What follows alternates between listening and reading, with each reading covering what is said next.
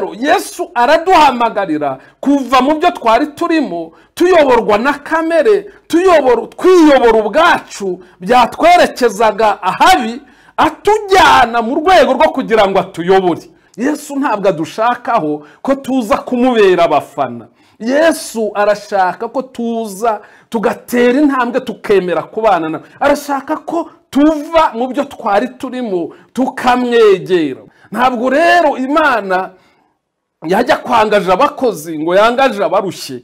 Niyo mpamvu uyu muhamagaro uhita utwereka neza, iri jambo rya Yesu ratwereka neza ko kuba Imana iturarika atari uko dushoboye, atari uko turi beza. Ntabwo Imana ishingira ku bwiza bwacu, ntishingira ku mbaraga zacu, ahubwo izi ko turushye, izi bituruhije, izaho turi. Kuba iturarika rero ni inyungu zacu kurusha uko ari inyungu z'Imana. Uyu munsi wa none nabwo dushimiye Imana iduhaye umwanya mwiza wo kuboneka muri studio za Excellence Radio and TV. Imana yacu ibishimirwe. Nkuko twabibabwiye, iki ni igitangazamakuru cyashyizweho mu buryo bwo kugira ngo twamamaze ubwami bw'Imana, twamamaze inkuru nziza ya Yesu Kristo, kugira ngo abantu barushye n'abantu baremerewe Kristo ashobore kuba yabaruhura. Ni muri urwo rwego rero uyu munsi wa none twakiriye umukozi w'Imana, umushumba wacu Pastor Karayenga Jean Jacques, agiye kubana natwe muri uyu mwanya mwiza wo kumva ijambo ry'Imana, wo kuganira ijambo ry'Imana, tuvuga kuri intego ya iboneka muri Matayo 17:28 ivuga ngo mwese abarushye n'abaremerewe nimuze munsange ndabaruhura. N'amagambo meza Yesu Kristo yabwiye abantu bose batuye isi kugira ngo baze abaruhure. Twakire rero umukozi w'Imana Karayenga Jean Jacques, umushumba wacu, kugira ngo atubwire ikintu Imana yashyize ku mutima we uyu munsi wa none. Mwami wacu Yesu, dushimiye umwanya mwiza uduhaye kugira ngo tubane n'umushumba. Uyu ni umwanya mwiza waremye, ni umwanya mwiza waturemeye kugira ngo tubane n'umushumba wacu dukunda kandi twubaha. Muhe umugisha rero kubwo kuba yashoboye kuboneka muri studio za Excellence Radio and TV uyu munsi wa none. Umuhana umugisha natwe, umwanya wose tumarana umwanya w'umugisha. Abantu agiye kubwira ubutumwa bwiza, abantu agiye kubwira ijambo ry'Imana, ubahembure kandi ugira aho bavana naho bageza. Umushyigikiro uhagarane nawe, utangirane nawe kandi usozanye nawe. Tumusengeye mu izina rya Yesu Kristo tubyambaje. Amen. Twongeye kubasuhuza nshuti bene data mudukurikiye hano muri studio za Excellence Radio and TV. Tunyuzwe n'ubuntu bw'Imana butumye tugira uyu mugisha wo gusangira namwe ubutumwa bwiza, kandi dushimiye abamaze kuduha ikaze muri studio za Excellence TV kugira ngo tuganire ijambo ry'Imana. Dukomeje ku ntego rero batubwiye inakubiyemo vision ya Excellence TV.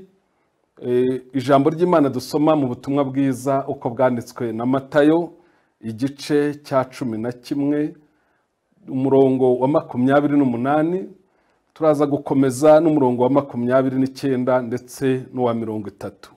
Reka dufatanye gusoma ijambo ry'Imana. Mwese abarushye n'abaremerewe nimuze munsange ndabaruhura. Mwemere kuba abagaragu banjye, munyegereho kuko ndi umugwaneza kandi noroheje mu mutima, namwe muzabona uburuhukiro mu mitima yanyu, kuko kunkorera kutaruhije n'umutwaro wanjye utaremereye. Amen. Nishimwe kumva ubutumwa bwiza butubwira ko Yesu aruhura. Yesu aruhura imitima. Yesu araturuhura no mu buryo bw'umubiri. Yesu araturuhura mu buryo bwose kuko niyo misiyo ye. Iyo dusomye Yesaya ahanura misiyo ya Yesu mu gitabo cy'umuhanuzi Yesaya igice cya 61 tubona ko yivugiye ko ari byo yasigiwe kugira ngo abohore imbohe, amenyesha abantu ubutumwa bwiza, atangaza umwaka w'imbabazi, avura imvune zo mu mitima. Niyo mpamvu iyo Yesu yavugaga aya magambo yararimo avuga misiyo ye bwite. Misiyo ya Kristo rero ni ukuruhura abantu Imana yaremye. iri jambo ni ijambo rihishwemo urukundo rukomeye rw'Imana. Icyambere kigaragaza urwo rukundo rukomeye Imana yadukunze ni uburyo iri jambo ritarobanura umuntu n'umwe, rihamagara umuntu wese, umuremure, umugufi, uri hafi, uri kure, wakoze ibyaha byinshi, wibwira ko yakoze bike, wese arararikwa muri iri jambo. Riravuga ngo mwese abarushye n'abaremerewe nimuze munsange ndabaruhura. Uru rero ni urukundo kurarika indushyi, kurarika abantu barushye. Ubundi abantu bakunda kubana n'abantu beza, ubusanzwe umuntu akunda kubana n'abantu yabonaho umumaro, ariko iri jambo rivugwa na Kristo wenyine by'umwihariko rirararika abarushye. Abarushye ubundi ntibagira aho bararikwa, ntibagira aho bahamagarwa, ariko iri jambo rya Yesu riravuga ngo mwese abarushye n'abaremerewe. Uru rero ni urukundo Imana ikunda umuntu yaremye, ikunda nawe ubwawe, rukurarikira kugira ngo uze usanga Imana. Ni inkuru nziza rero ku bantu bose. None se twakwibaza ngo kuki Imana ihamagara umuntu yaremye? Ni kuki Yesu avuga ngo mwese abarushye nimuze muze? Kuki Imana irarika umuntu yaremye kuza kuyitaba? Icyambere ni byiza ko tubanza kumva neza iri jambo, tukumva impamvu Imana iduhamagara. Nubwo Imana inaduhamagara, ntirimo inaduhamagara kuko turi beza, iraduhamagara turushye, iraduhamagara dufite ibibazo. Ubundi umuntu yakwikururira umwiza kugira ngo anamugirire umumaro. Hari igihe tujya twibwira mu myibwirire yacu, tukibwira ko Imana iduhamagarira kugira ngo tuze tuyikorere. Ntabwo Imana ari umubosi urimo ushaka abakozi, kuko ugiye gushaka abakozi ntabwo washaka barushye, washaka ahubwo abagifite imbaraga bazagira umubyizi bagusigira. Ntabwo rero Imana yajya kwangaje abakozi ngo yangaje abarushye.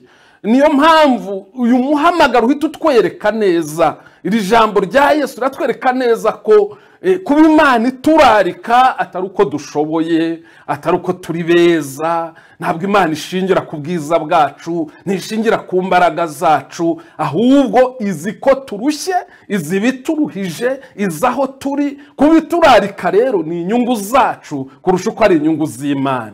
Niyo mpamvu kwemera kwitaba uyu muhamagaro biraba biri mu nyungu zawe. Niwemera ukumvira ijwi riguhamagara riciye muri studio za Excellence Radio and TV, ryumvire kuko ni mu nyungu zawe kwitaba iri jwi ry'ubutumwa bwiza rikubwira ngo wowe urushye ngwino kwa Yesu, habonetse uruhura. Imana ishimwe, haleluya, habonetse uruhura. None iyi nkuru ikugezeho ntiwiyirengagize, ahubwo witabire ijwi rikubwira ngo ruhuka.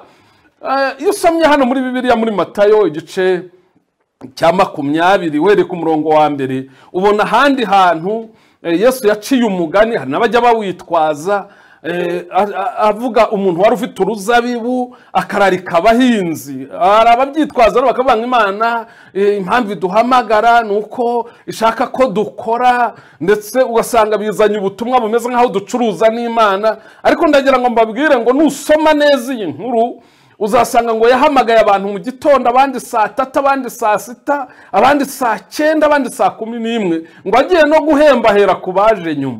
Kandi ari uwaje mu gitondo, ari n'uwaje mu yayo masaha yandakurikiyeho bahembwe kimwe. Aba mu gitondo banashinze urubanza bavuga ngo kuki uduhemba nk'abaje nyuma. Ariko mu kubasubiza yerekana ko abahembye bishingiye ku bushake bwe, icya kabiri bishingiye ku isezerano bavuganye. Ntabwo rero iduhamagarira ngo idukoreshe cyangwa se ngo tugire icyo tuyongerera cyangwa se kubera ko hari ubukene ifite, ahubwo iduhamagara bivuye ku bushake bwayo n'imbabazi zayo n'urukundo rwayo, ikanaduhamagarira ubugingo buhoraho, ititaye ku masaha twakoze, ititaye ku gihe twinjiriye, ititaye ku rwego twari tugezeho turemererwa, ititaye ku myaka twari tumaze aho mu byaha. Twese duhamagara ngo ituruhure, dusangire uburuhukiro mu mitima, tugubwe neza muri Kristo Yesu. Icyampa ukitabira ijwi riguhamagarira kugira ngo nawe wemere kwitaba. Ntabwo rero ikindi dukwiye kumenya, ntabwo bishoboka ko waruhuka wigumiye aho ngaho. Ntabwo bikunda. Bishaka ko utera intambwe kugira ngo uva aho uruhiye usange Yesu. Niko ijambo ryatubwiye ngo nimuze. Iyo usomye hano muri Matayo usanga atari ubwa mbere Yesu yarakoresheje iri jambo. Matayo igice cya 4 ku murongo wa 18 ubona hamagara abigishwa be ba mbere ngo yasanze baroba. Icyo gihe bari banarubye, yari amaze kubarangiraho amafari baroba menshi, ariko arangije arabwira ati nimunkurikire. Bayasigaho ngo baramukurikira, basiga ibyo bari barimo, ndetse Yohana anasiga se, Yohana na mwene se Yakobo basize se, bamusigana n'ibyo n'amafi bari bamaze kuroba n'amato yabo, bakurikira Yesu. Kugira ngo rero ubone uburuhukiro bwuzuye mu mutima, biragusaba gutera intambwe ijya imbere igasanga Yesu. Bivuga ngo ntabwo uzarubona uburuhukiro mu mutima ukomeje kwibera uwuriwe, ukomeje kuguma mu myumvire yawe, ukomeje kuguma mu ngeso zawe, ukomeje kuguma mu myifatire yawe. Biragusaba kugira ngo ubone ubu buruhukiro, umva, tega amatwi y'inkuru nziza, emera kwakira gutera intambwe, usezere kuwo waruri, usange Yesu. Yesu ntabwo adushakaho ko tuza kumubera abafana. Yesu arashaka ko tuza tugatera intambwe tukemera kubana nawe. Arashaka ko tuva mu byo twari turimo tukamwegera. Umunsi umwe Yesu yagiranye ikiganiro kirekire n'abayuda hariya mu butumwa bwiza uko bwanditswe na Yohana igice cya 8 uhereye ku murongo wa 31 ukagera kwa 32, ngo bari abayuda bamaze igihe gito bamukurikiye, batangira kumubwira ukuntu batari imbata kubera ko bari mu rubyaro rwa Aburahamu, birata igisekuru. Yesu ababwira ngo muzabaturwa ari uko mwemeye ijambo ryanjye, mwemeye ukuri kukaba ariko kubabatura.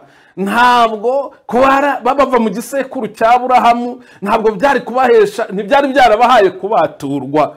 Nubwo kandi bari batangiye gukurikira Yesu, bari batarasobanukirwa ukuri. Usaba rero kugira ngo tugire aho tuva, twemere gusanga Yesu. Muri Yesu tuhamenyere ukuri kutubature, kutubohore, kudukure mu burushyi tumaranye igihe, bumaze igihe bwaratuboshye, bwaradutsikamiye. Nukugira aho uva rero, ntabwo waruhuka, ntabwo wabona uburuhukiro, ntabwo wabohoka utateye intambwe ngo uve aho uri. Iyo usomye ukanareba muri Bibiliya, umuntu wahamagawe witwa Aburahamu sogokuruza mu byo kwizera, nawe Imana ntiyamwemeye atavuye aho ari. Ikintu cya mbere yaramubwiye ngo va mu gihugu cy'iwanyu, va mu bwoko bw'iwanyu, va mu nzu ya so, ujye mu gihugu nzakwereka. Ntabwo ushobora kuruhuka utaratera intambwe yo kuva. Iyo ushaka kugira ngo ubone ubu buruhukiro bwa Yesu, iyi ntambwe ni ingenzi. Aburahamu yemeye kuva no kugenda, ngo ntiyarazi niyajya. Ubwo ntabwo yamubwiye ngo arajya aha, yaramubwiye ngo azajya mu gihugu nzakwereka. Ariko Aburahamu arahaguruka, ashyira mu bikorwa. Amaze gutera iyo ntambwe, Imana iramubwira ngo nzaguha umugisha, nindangiza nguhindure n'umugisha, mpe n'umugisha uzakwifuriza umugisha. Biradusaba iyi ntambwe yo kuva, iraryoshye, ndimo ndahatinda, ariko impamvu mpatinda nuko ari ingenzi mu kugira ngo ubohoke. Biragusaba kuva. Iyo uvuye uhabwa umugisha, iyo uvuye ndetse urenga guhabwa umugisha, ugahinduka umugisha w'abandi. N'ubu uyu munsi impamvu ubutumwa bukugeraho, hari abavuye bahabwa umugisha, none babaye umugisha wawe. Ugomba kuva rero kugira ngo wakire umugisha, uhinduke n'umugisha w'abandi. Ngo kandi iyo bigenze bityo, ngo ihane umugisha ukwifurije umugisha, izina ry'Imana rishyirwe hejuru. Ugomba kuva rero, ugomba gutera iyi ntambwe yo kuva. Kandi nukuva ubutareba inyuma, nugudahindukira, nugutera intambwe ureba imbere, bikagohesha kubohoka. Birashoboka rero ko wagize gutya uva mu idini rimwe ujya mu rindi. Ariko ntabwo ngewe uyu munsi aricyo ndimo nkubwira, ndimo ndakubwira kuva mu byakugize imbata, kuva mu myumvire utinzemo, kuva mu myumvire yose inyuranye n'icyo Yesu akubwira kuri uyu munsi mu buzima bwawe, mu ijambo rye. Icyagusaba emera gutandukana nacyo, icyakubwira mu ijambo rye kivemo, wemere kugisezeraho. Naho agushaka nimuve, yemwe abarushye n'abaremerewe nimuze. Kandi ntabwo ukivamo ngo ujye aho ushaka, ukivamo ujya aho Yesu ari, ujya kubana na Yesu, ukemera akayobora ubuzima bwawe. Iyo umuntu atavuye rero, arangwa no kuba umunyedini, arangwa no gukora imihango y'idini akiri wa wundi. Ugasanga araririmba ariko aracyari umusinzi, aracyari umusambanyi, aracyari umugome, nta rukundo agira, aracyagambana. Ubwo nturava. Ugomba kuva mu myumvire, ugomba kuva muri bya bindi byakugize imbata. Biteye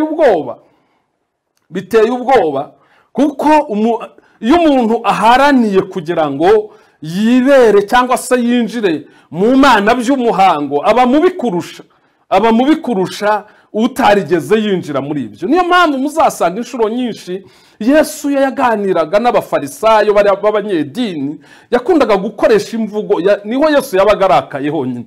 Iyo Yesu yahuraga n'umunyedini niho yarakaraga, kubera ko ntiyigeze ava arafata ibintu uko kamereye akarundaho n'amagambo ya Yesu. Ibyo bintu ntibihura, bibabaza Imana, aho kugira ngo uwo muntu agire icyo amara mu bwami bw'Imana, ahubwo asitaza n'abandi bashakaga kugira ngo bagane mu murongo w'ubwami bw'Imana. Ndakwifuriza kuva nshuti mwene data, none se reka mbabwire, muzajya kubona umuntu wibereye mu myumvire y'amacakubiri kuva avuka. Nasoma Bibiliya akumva Bibiliya iravuga ngo irimo itubwira iby'abanzi, arahita ashyiramo wa wundi bafitanye ikibazo, wa wundi atemera. Ntabwo, nyamara Bibiliya nijya kutubwira idusobanurira uwo mwanzi yavugaga uwo ari we, asanga nta hantu bihuriye. Niyo mpamvu Yesu yaje abwira abafarisayo n'abayuda muri Matayo 5, akajya ababwira ngo bari barababwiye ngo ariko genda babwira ngo, agira ngo abereke ko bumvise ijambo ry'Imana mu marangamutima no mu myumvire yabo, baryumva uko utariko, barikoresha mu nyungu zabo, aho kugira ngo bashyire mu bikorwa ubabwira ngo nimuze.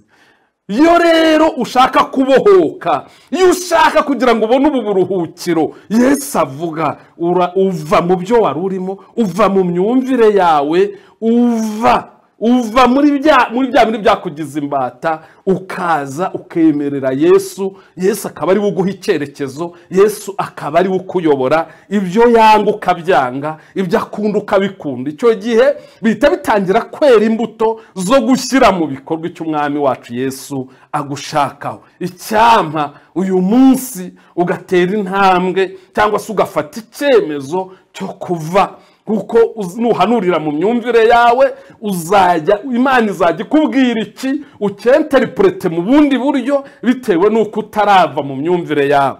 Burya ibyo umuntu yemera nibyo akora.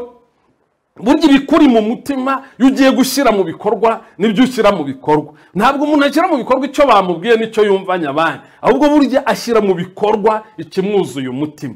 Niyo mpamvu Yesu yigeze avuga umunsi umwe, aravuga ngo rega ibiva muri mwe nibyo bihumanya kuruta ibiva hanze biza muri mwe. Niyo mpamvu rero nshuti yanjye nkubwira ngo intambwe ikomeye yo kugira ngo ubone ubu buruhukiro, intambwe ikomeye yo kugira ngo Yesu akuruhure, ni ukwemera kuva. Imana yadutoranije ngo tuve mu byo twari turimo, tuze tubane na Yesu, twe kuba abafana bafanira hariya hirya, ahubwo tuze tuba abantu babana na Yesu. Ndakwifuriza kuva aho wari uri, kuva mu byo wari urimo, kuva mu byari bikubase, ukaza ukabana na Yesu.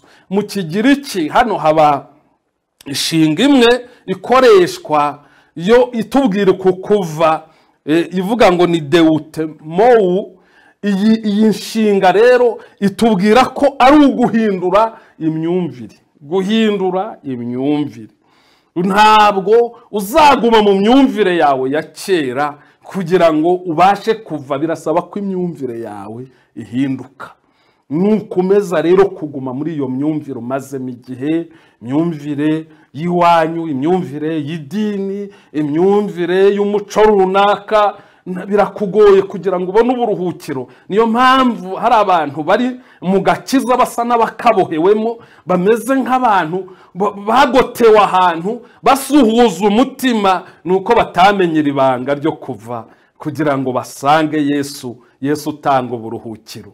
Iyo usomye neza nanone iri jambo, Yesu yavuzemo ngo barava, ngo baze aho Yesu ari, ngo bahabwe, ngo kandi bari barushye, ariko ngo nawe ngo abaha umutwaro, ngo ariko umutwaro abaha nturemereye. Ntabwo Yesu aduhamagarira kuva iyo turi kugira ngo tuze tuba abantu bari aho ngaho batagira icyo bakora. Oya, Yesu iyo aduhamagariye kugira ngo tuze, atwikoreza umutwaro ariko ngo utameze nk'uwa mbere, ngo umutwaro wa Yesu wo nturemereye. Imana ishimwe. Ntabwo Yesu aduhamagara ngo adutererane, aduhamagara ngo tubane, aduhamagara ngo atube hafi, aduhamagara ngo atwigishe noneho uburyo bwiza bwo kubaho, uburyo bwiza bwo kwikorera. Wakwibaza uti se uyu mutwaro uvuga ahangaha ni uwuhe? Ubundi muri kiriya gihe cya Yesu bakundaga guhingisha ibimasa, kugira ngo babone ubuhinge bunini mu mwanya w'imashini. Noneho bari bafite rero ibintu babihambira hano hejuru ku ijosi, bagahambiranya ibimasa bibiri, bagashyiraho icyuma gihinga, bakabihambiranya kugira ngo uyoboye ibimasa amenye, abihe icyerekezo, abashe guha bya bimasa icyerekezo. Aho rero icyo kintu bahambiraga ahangaha gituma wa wundi akurura umugozi, niba ashaka ko bikata ibumoso, niba ashaka ko bikata iburyo, aho yakururaga kuri bya byuma bitambitse, kuri bya biti bitambitse hejuru. Icyo kintu nicyo cyose nicyo bita umutwaro, nicyo Bibiliya yita umutwaro mu Kinyarwanda. No mu Gifaransa uhita ubibona, cyo gifite izina ryacyo rigaragara. No mu Cyongereza, mu Kinyarwanda rero babyise umutwaro.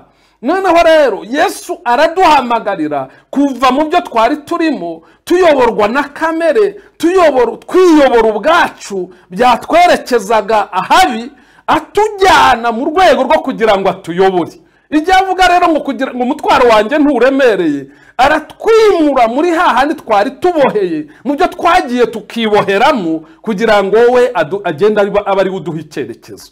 Iyo umuntu rero yemeye ko Yesu amuruhura, aba atakigenga ahubwo agengwa na Yesu, aba atakigendera ku bitekerezo bye, ahubwo imitekerereze ye yarahindutse, yarabaye imitekerereze ya Yesu. Iyo umuntu yemereye Yesu agatera iyi ntambwe ngo amuruhure, niwe umubwira ngo dore ejo hawe hazaza hameze hatya, niwe umubwira ngo ndagushyigikiye muri iyi nzira urimo uganamo. Umugisha we rero ni uko aba atakigenza, atakijyana wenyine, ahubwo aba afite umuyobora. Imana ishimwe ko Yesu arimo guhamagarira kukuyobora. Umutwaro we nturemereye, ni umutwaro wo kutuyobora, ntabwo ari uw'ubukarani ngo tugende turemerewe, ntabwo ari imizigo adushyiraho, ahubwo ni uko we adutura umutwaro w'imizigo wari uduhetamishije, akatuyobora twemye, akaduha icyerekezo. Izina ry'Imana rishimwe. Icyampa nguze usange Yesu akuruhure. Kwemera umutwaro wa Yesu rero nibyo byakubera byiza. Kwemera umutwaro wa Yesu ni ukwemera akakuyobora, ukanga icyo yanga, ugakunda icyo akunda. Kuruhurwa na Yesu rero bigusaba kwemera kuba umwigishwa we. Yaravuze ngo munyigireho kuko ndi umugwaneza kandi noroheje mu mutima. Yesu ntabwo ari mwarimu uduha amasomo ngo twuzuze mu mitwe. Hari abantu bujuje ijambo ry'Imana ryinshi mu mitwe ariko bakiremerewe. Ahubwo Yesu aravuga ngo munyigireho. Yesu atujya imbere tukamureberaho. Yesu ntabwo ambwira ngo jya hariya, ahubwo arambwira ngo tujyane hariya, akanyereka uko mbigenza. niwemera rero kwigira kuri Yesu uzasanga bitagoye, uzasanga ibintu bye atari umutwaro uremereye, uzasanga ibintu bye bya Yesu atari umutwaro nk'uw'amategeko. Itegeko rirakubwira ngo genda, ibyo mwahuriye mu nzira ntabwo birireba, ariko Yesu we arakubwira ngo tujyane. Imana ishimwe cyane. Ndagira ngo rero ngane ku musozo mbabwira ngo mureke twegere Yesu, dutere intambwe. Wowe ushaka kuruhuka ukeneye gutera intambwe yo kuva mu myumvire yawe, intambwe yo kuva mu mitekerereze yawe, intambwe yo kuva mu ngeso zawe. Nubwo ari umuco ubayemo igihe kirekire, ariko uyu munsi muri izi studio za Excellence TV uhumviye inkuru nziza ikubwira ngo nubwo ubimazemo igihe warurushye, nubwo ubimazemo igihe burya byari bigohetamishije, hari ahantu rero inkuru nziza tugufitiye, hari ahantu waruhukira.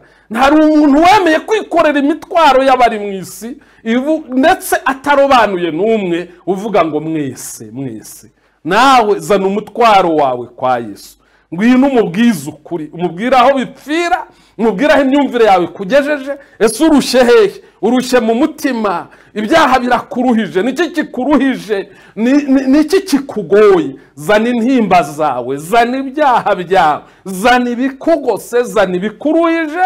Kristo yiteguye kukuruhura, ni umugwaneza, yoroheje mu mutima, umutwaro we nturemereye. Izina rye rishimwe cyane, izina rye rishyirwe hejuru. Ndagira ngo rero dusengane Imana, kandi ikintu tugiye gusengera, icyifuzo dufite, dukeneye ko Kristo akubera uburuhukiro mu mutima wawe. Dukeneye ko iriya mitwaro yose wari ufite yari kugoye uyizana kuri Yesu kugira ngo akuruhure. Mwemerere rero umubwize ukuri, umubwire ibyari bikuruhije, ube nka wa mugabo Zakayo waje akamubwira ati uwo nambuye ndamurihakane, kandi n'abakene narabirengagije. We yamenye icyamuruhije, nawe mubwize ukuri, umubwire ibyari bikuruhije, kuko yiteguye kukuruhura. Reka rero dufata akanya dusengane Imana. Nawe tegura umutima wawe, bwiza Yesu ukuri, ishyire mu biganza bye, emera gutera intambwe, nawe ateza amaboko ngo akwakire. Turagushimiye mwami wacu Yesu, tuguhaye icyubahiro kuko ugikwiriye, kandi tunyuzwe n'ubutumwa bwiza kuko utubwira ngo nituze uturuhure. Muri iyi si dufite byinshi biturushya, ibyaha biruhije abantu benshi, ndetse intimba zigoye abantu. Hari mwene data, hari mushiki wacu unumva yakwiyambura n'ubuzima akiyahura kubera ko arushye, ariko uyu mwanya wemeye kumubera uburuhukiro. Turabigushimiye, turagushimiye ko n'uyu munsi ukiri uburuhukiro bw'imitima, n'uyu munsi uracyari uburuhukiro bw'abantu. Girira neza rero mushiki wacu, girira neza mwene data, ibyari bimuruhije byose ubijyane ku musaraba, kuko ngo amadosiye yose yaturegaga wayabambanywe ku musaraba kugira ngo turuhuke. Nawe reka n'iyi dosiye y'uyu mwene data na mushiki wacu nayo uyijyane, abone uburuhukiro mu mutima we. Tugushimiye ko ubabariye kandi ukaba wemeye kugirira abantu bawe neza no kubaruhura intimba zabo, mu izina rya Yesu, amen.